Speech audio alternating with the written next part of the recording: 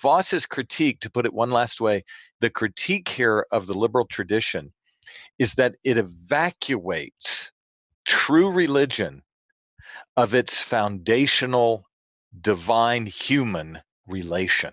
And that as that relation rests on deeds that come from God supernaturally and words given to prophets and later apostles that express the divinely verbalized interpretation of those deeds.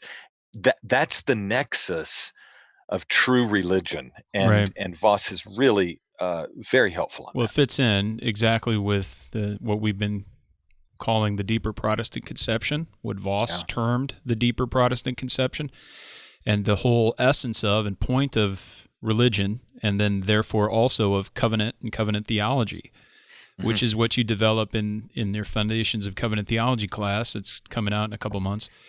It's this basic idea that God has created human beings in his image to have a relationship with them. Yeah. That man doesn't owe anything, or I should say God doesn't owe anything to man, but in his own condescension, voluntarily, he establishes this relation, and he provides the means and the steps and the guidance and the revelation to bring us unto this higher estate of union and communion in glory. Yeah. So it started off in the covenant of works that failed because of man's sin, but God provides a redeemer, the seed of the woman, Jesus Christ, who redeems us from the sins and the transgressions under the first covenant and brings us in through the covenant of grace and through its new covenant administration into the originally intended goal, the promised eternal rest.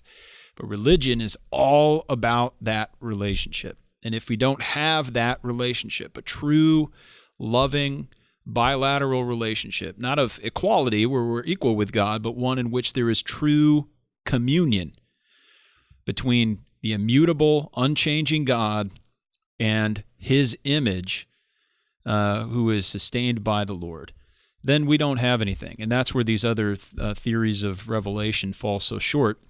But they don't just fall short because we're abstractly holding on to this relational principle and they don't fit our previously conceived model, but they fall short because they're not what God has testified himself to. Yes, The that's right. Bible teaches us about this deeper Protestant conception, this deeper relationship that God intends, and critical theories of revelation do not sustain what the Bible itself teaches.